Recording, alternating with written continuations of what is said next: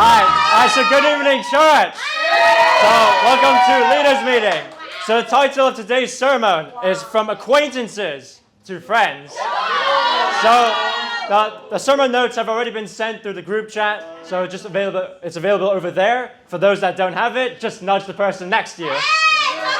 So yes. So the title today is From Acquaintances to Friends. And actually a large inspiration for me to write this sermon is actually this book, How to Win Friends and Influence People, which was one of my first D times I ever had during the first few weeks after becoming a disciple. And the book was a big inspiration for me as it talked about, sort of, as the name suggests, how to win friends and influence people. So it talks about the practicals of how to sort of interact with people, how to socialize with people, and how to form better social relationships with people. It is a book that teaches you not only how to make friends, but to keep them as well. So I know a lot of us have read this book or are rereading it currently. And for those that haven't read it yet, $20 on Taobao, give it a try. Give it a try.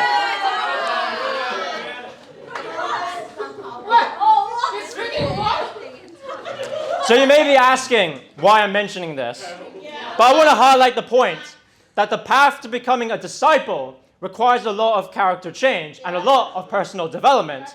After all, as disciples, we are tasked to uphold a higher moral standing that is greater than the average individual. We are given roles and responsibilities that is greater than the average individual. And we are upholded to a standard that is bigger than most. After all, we read our Bible daily, we pray daily, and especially we share our faith daily. As disciples, our main goal, once saved, is to bring as many people closer to God within our lives. And think of it like this. So a lot of us are students, right?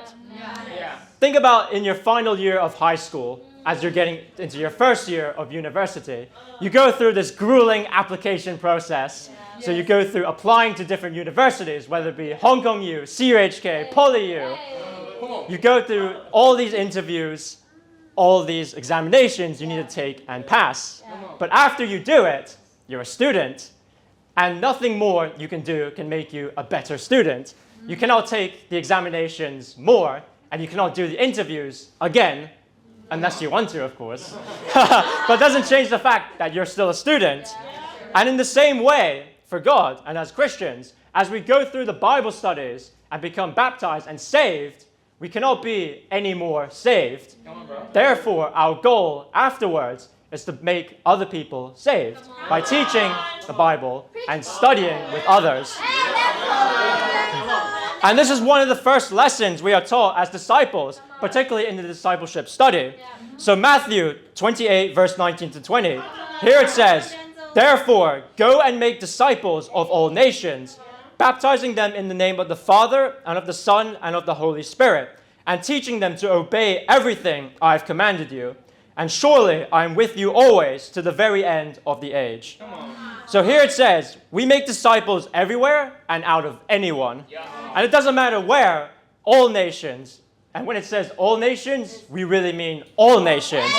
China, Egypt, even North Korea. If there is a nation, we will go. If there is a people, we will go.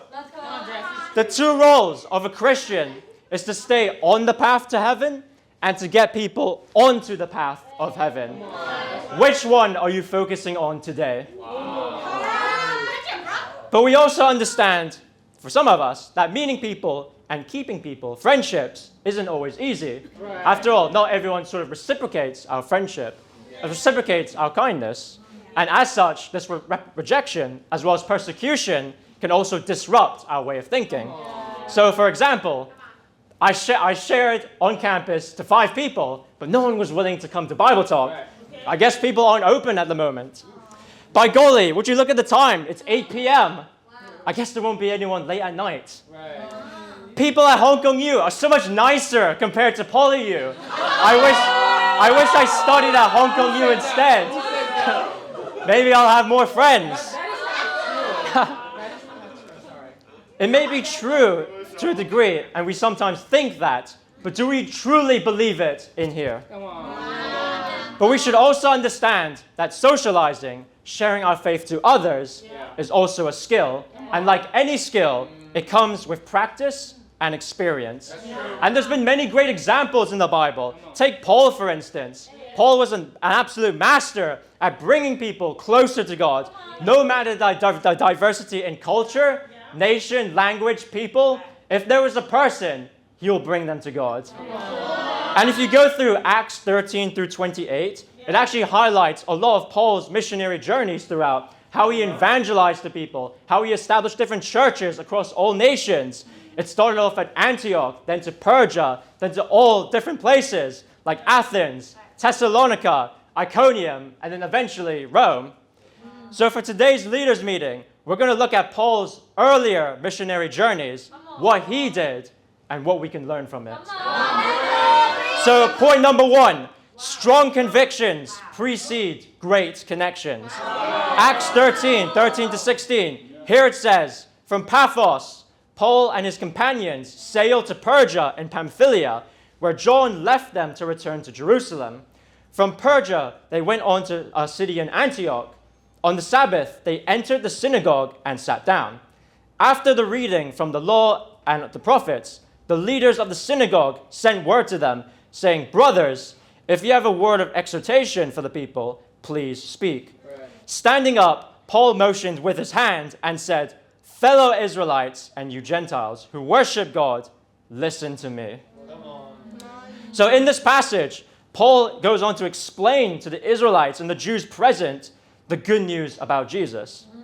In a way, he's sharing his convictions by sharing the whole story, the history of Israel, from the Exodus in Egypt, the conquest of Canaan, the time of the Judges, John the Baptist paving the way for Jesus, and eventually all leading up to Jesus himself, up until his resurrection. Paul doing this, he's conveying his convictions to the congregation. But more than that, in addition to his convictions, he's taking a lot of guts. Because we need to remember that in this congregation, it was full of Israelites and Gentiles who had a bit of a problem accepting Jesus. They didn't believe in Jesus. But Paul came to preach to them anyways, even with the threat of opposition. Because Paul was more focused on pleasing God rather than pleasing others. If there is an opportunity to teach people, he took it. To teach people, to preach, he took it. To spread the good news about Jesus, he took the opportunity. And to really illustrate just how convicting Paul was, I need to provide a bit of context into the first century synagogue. So the way that the order of service for first century synagogues work is that it was very standardized. So usually you would begin with an opening prayer. Then the congregation will read about 5 passages from the Old Testament, either the first 5 or any. So it could be Numbers, Leviticus, Exodus, and Genesis. And then you would usually close with an end with a word of exhortation. So the word of exhortation is essentially when the synagogue invites a member of the congregation to add an addition to the reading of the Bible to support the teachings of the synagogue. And usually the person that they invite is there to sort of support the teachings of the synagogue, to sort of uplift the readings that were told. But Paul instead was like, no. I'm going to use this opportunity to explain the history and importance of Jesus, even if I'm persecuted at this moment. But we also have to understand, Paul was also respectful in the way he conveyed his convictions to other people. He waited until the word was called. He didn't interrupt the service in the middle of it. He respectfully greeted the Jews and Gentiles. He referred to them as fellow Israelites, fellow people of God, friends even. Acts 13, verse 38, here it says, therefore, my friends, I want you to know that through Jesus, the forgiveness of sins is proclaimed to you. So in a way, Paul was actively confronting their doctrine, their way of thinking, without hesitation. But he was also doing so in a way that was kind, as it was equally bold. Come on. I want to give an analogy to people. So I know this isn't a very Hong Kong thing to do, but if you go to places like the US, right, I'm not sure if you've seen this, but sometimes you'll see some hyper-religious people. They'll be holding like these banners, right, with like the scriptures, and they'll say stuff like, repent and be baptized, otherwise suffer the fiery fires of hell, for instance. But that's not what Paul did. As people like that use the scriptures to bash others, we, true disciples, like Paul, use the scriptures for correction, to improve people's lives, to bring positive change. Paul was humble in his convictions and the way he conveyed his convictions to others. He was not prideful. Whose example are you following right now? And you may think this is counterintuitive. After all, how can sort of showing convictions, especially if they counteract the beliefs of different people, how does that win friends over? How does that influence people? How does that bring people closer to God? Well, I also want to remind that people will respect you more if you have the conviction to stand by your beliefs, the conviction and the confidence to stand by what you say. And this is one of the ideas that was mentioned in the book I showed you, so How to Win Friends and Influence People. The idea was about making your ideas dramatic as well as bold. So it talks about how being firm in your beliefs, it indicates a level of security, a level of confidence in what you believe. People will respect you for that, even if they initially don't really believe in your ideas. And Paul was absolutely someone who stood by his convictions, who stood by his beliefs. And as a result, Paul was respected by the people he had just preached to. Acts 13, 42 to 43. As Paul and Barnabas were leaving the synagogue, the people invited them to speak further about these things on the next Sabbath. When the congregation was dismissed, many of the Jews and devout converts to Judaism followed Paul and Barnabas, who talked with them and urged them to continue in the grace of God. We can see here, Paul was respected for his convictions, as well as the level of confidence he gave as he conveyed his convictions. Do you have the same convictions like Paul? Come on. And having convictions is also important for inspiring different people. As a disciple of Jesus, our lives are meant to be inspiring to other people. We need to have conviction that inspires people. So I want to ask everyone, these are the questions we need to ask ourselves. How are you living your life at the moment? Would you say that your life is inspiring? Are you standing out from the crowd? Or are you sort of in the background? You see, being a disciple and the joys of it is meant to transform our lives, transform it from ordinary to extraordinary, to give us joy, peace, excitement, contentment, and nothing less. Romans 12:2, here it says, "Do not conform to the pattern of this world, but be transformed by the renewing of your mind. Then you will be able to test and approve what God's will is, his good, pleasing, and perfect will." And as you can see, the importance of being transformed by the Bible is not only become saved, but to show others the joy, the appreciation of being a disciple so that they will want to follow in our example, to follow in our footsteps. And the way we are transformed is by reading the Bible and, of course, applying the wisdom to it within our lives. That way we can show them and show others the true joy and the true happiness of being a disciple. And I want to give you guys a convicting analogy. Take some time to think about it. But I want you guys to think about in your mind how you share with different people. Like whether it be on campus or out on the streets. Think about it for a few seconds. If you got it? So based on how you share with different people, how you try to make friends with people, how you try to connect with them, let's say you use all that and you try to share with yourself. If you were sharing to yourself, would you say you would be inspired by the life you have led now? Based on how you share with others, would you yourself want to be friends with you? Would you want to study the Bible with you? Would you want to come to the Bible discussion because of what you said and what you have done? And another point about inspiration and having conviction is creativity. The creativity to connect with different people in the right way, to connect with different people in the way that they need to be connected with.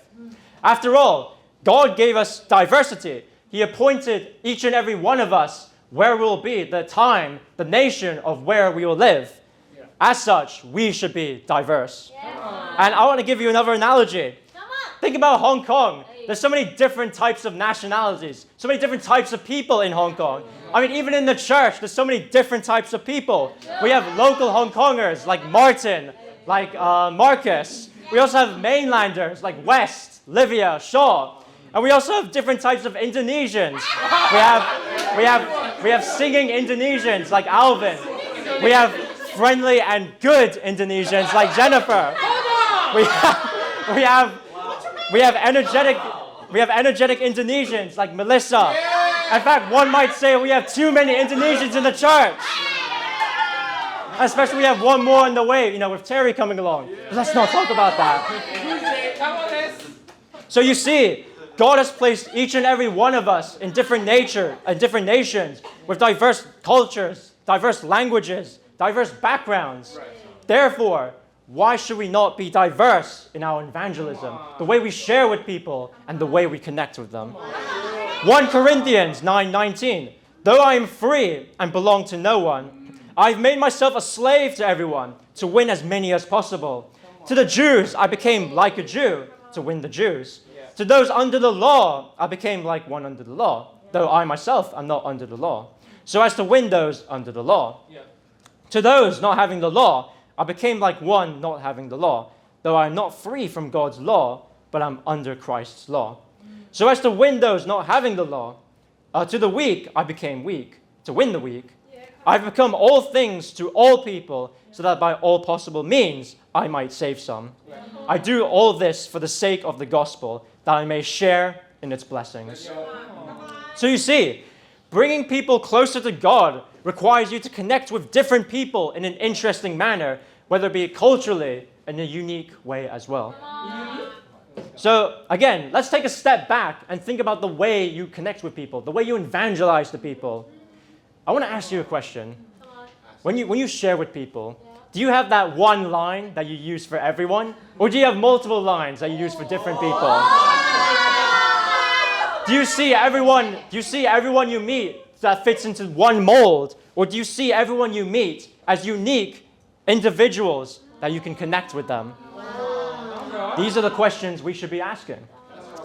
Point number 2, are you genuinely interested or genuinely selfish?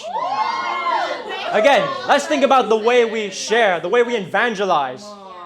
Are you interested in the people you meet, or are you sharing your faith for yourself? Are you interested in fishing for men, or are you more interested for fishing for contacts? When you share with people, are you more interested in helping others or helping yourself? And I want to remind everyone, having a genuine interest in others is the easiest, but also one of the only ways to connect with people. And it is the principal part of being a Christian, having genuine interest, genuine care in the people that we meet, the people that we share with, and the people that we eventually make friends with. So again, this is another point that's talked in the book, How to Win Friends and Influence People. It talks about a point about letting people talk about themselves. And it's all about the human psychology. Think about it. People don't want to hear you talking. They want to talk about themselves. So essentially, a big part of sharing your faith, making friends, is about steering the conversation towards the other person's interests, appealing to their passions, their motivations, and what inspires them. That way, they can truly be receptive to you. And I've got a beautiful example for this. So some of you guys know this. Quite a few months back, I was sharing to this guy who really loved trading stocks. I see some people in the audience. So quite a while back, a few months back, I can't remember who I was with, but I met this guy who really loved trading stocks, right? It was one of his biggest passions. I would say it's its only passion, to be honest. And I remember, I was talking to him, right, on campus when I first met him, and I was like, oh, hey, you should come to a Bible discussion, right? We're talking about many different topics, how to win friends, sort of how to be sort of more faithful, how to develop our spirituality, how to be happy. Do you want to be happy? Is this something that you're searching for? And he was like, no. I'm not really happy. I'm just happy trading stocks. Do you trade stocks? And I'm thinking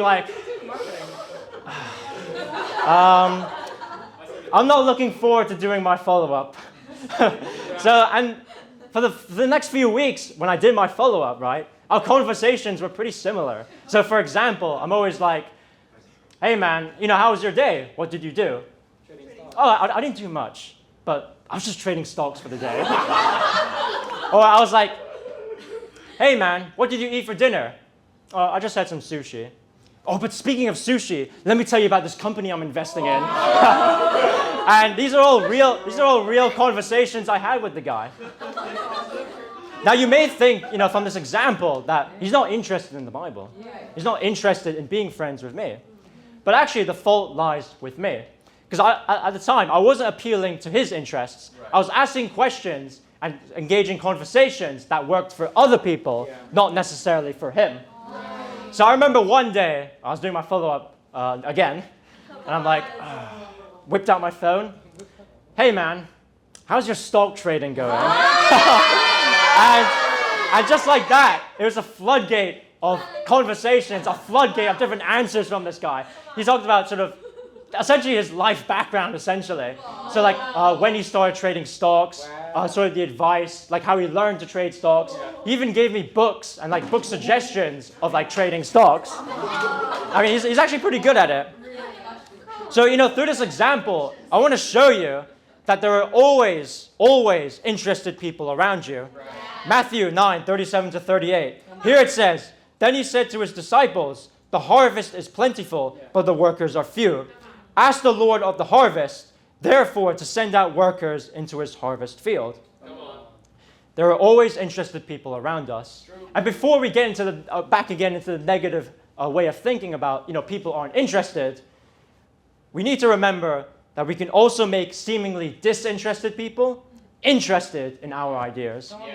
So Acts 17:16-21. While Paul was waiting for them in Athens, he was greatly distressed to see that the city was full of idols. So he reasoned in the synagogue with both Jews and God-fearing Greeks, as well as in the marketplace day by day, with those who happened to be there. A group of Epicureans and Stoic philosophers began to debate with them. Some of them asked, what is this babbler trying to say? Wow. Others remarked, he seems to be advocating foreign gods. They said this because Paul was preaching the good news about Jesus and the resurrection. Then they took him and brought him to a meeting of the Acquaintances, where they said to him, may we know what this new teaching is that you are presenting? You are bringing some strange ideas to our ears, and we would like to know what they mean. All the Athenians and the foreigners who lived there spent their time doing nothing but talking about and listening to the latest ideas. So in this part, Paul went to Athens and spoke with the Athenians as he was greatly disturbed by the prominence of different idols, different foreign gods that the Athenians worshipped.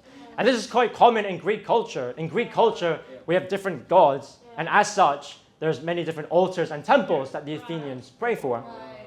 So as such, Paul began preaching the good news about Jesus, the importance of Jesus. And the Athenians, although they were interested, they weren't exactly interested in the idea of Jesus, but they were interested more in the idea of this foreign Christian God that they haven't heard of before.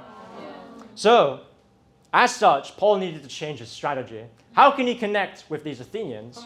Let's keep reading from 22. Paul then stood up in the meeting of the Acquaintances and said, people of Athens, I see that in every way you are very religious. For as I walked around and looked carefully at your object of worship, I even found an altar with this inscription, to an unknown God. So you are ignorant of the very thing you worship, and this is what I'm going to proclaim to you. The God who made the world and everything in it is the Lord of heaven and earth, and does not live in temples built by human hands. And he is not served by human hands as if he needed anything. Rather, he himself gives everyone life and breath and everything else. From one man he made all the nations that they would inhabit the whole earth, and he marked out their important times in history and the boundaries of their lands. God did this so that they would seek him and perhaps reach out for him and find him, though he is not far from any one of us. For in him we live and move and have our being. As some of your own poets have said, we are his offspring. Therefore, since we are God's offspring, we should not think that the divine being is like gold or silver or stone, an image made by human design and skill. So as we can see from the latter half of this passage, Paul began to change the focus of his preaching. he changed the focus of his preaching from Jesus-orientated to more God-orientated in order to appeal to the interests of the Athenians. And Paul referenced heavily on the Greek culture of the Athenians in his preaching.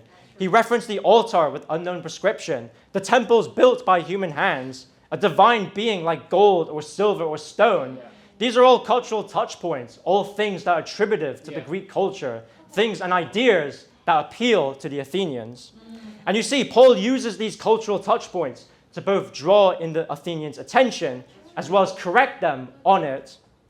Paul does this to correct their understanding and make them see the folly of creating false idols and how God's image cannot be represented or encapsulated by any one man-made construct.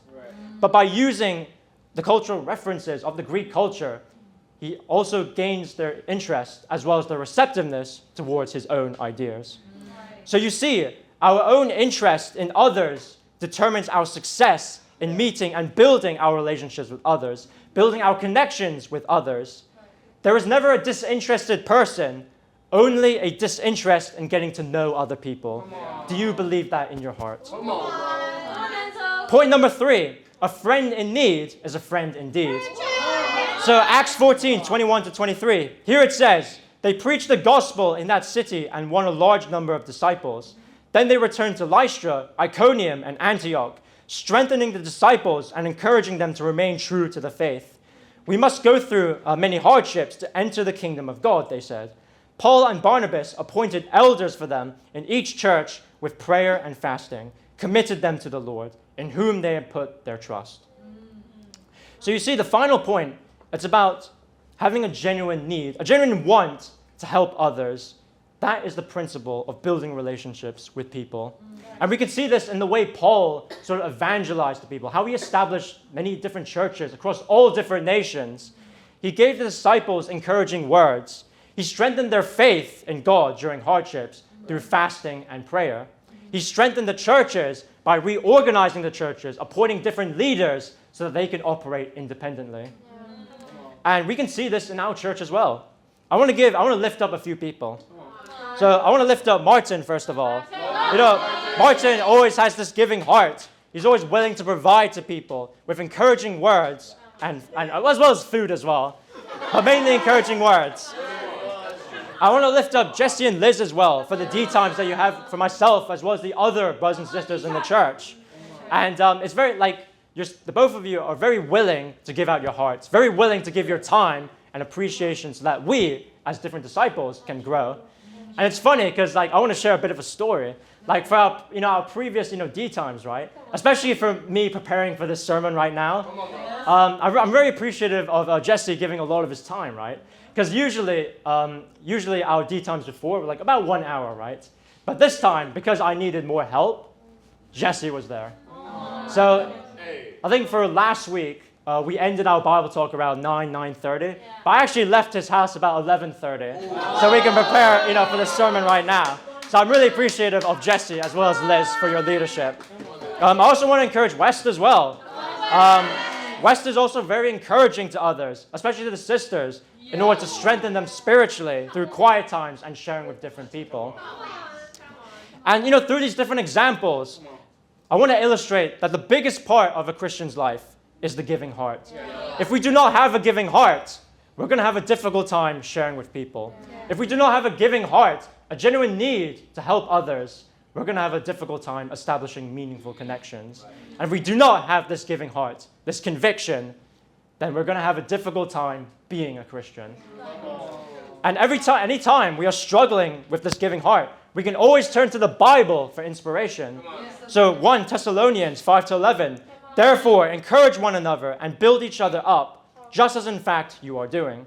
Ephesians 4:29, do not let any unwholesome talk come out of your mouths, but only what is helpful for building others up according to their needs, that it may benefit those who listen.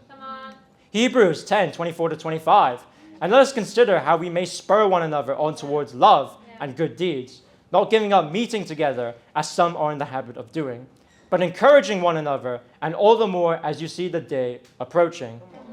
And even then, there are so many ways, so many different methods that we can use to connect with different people, to show our care, to show our appreciation to the friends that we meet.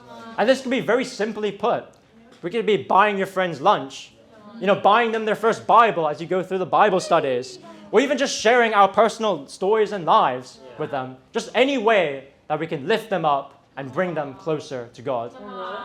And this may be difficult for a lot of us. Many of us are students, and a lot of this, having this giving heart, this care, this appreciation, takes a lot of financial giving, time giving as well, and about the heart, emotional connection with the people that we meet. But at the end of the day, the basis, the principle of being a Christian, the life of a disciple is about the heart. Do you have the heart of a Christian? And I want to conclude today's lesson. So, we talked about the lesson title was From Acquaintances to Friends. And we talked about 3 central points of how to build relationships, how to make friends. Point number 1, strong convictions precede great connections. The way we are steadfast, the way we convey our beliefs and show confidence in them is how we win people over.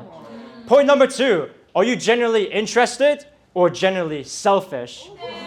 We need to be mindful as when we share with people, are we genuinely interested in their lives? Are we sort of valuing them? Are we appreciating their life stories? Point number 3, a friend in need is a friend indeed.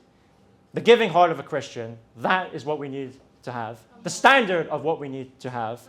And if we do this, then we'll have a more fruitful time making friends and influencing people. So that is the end of the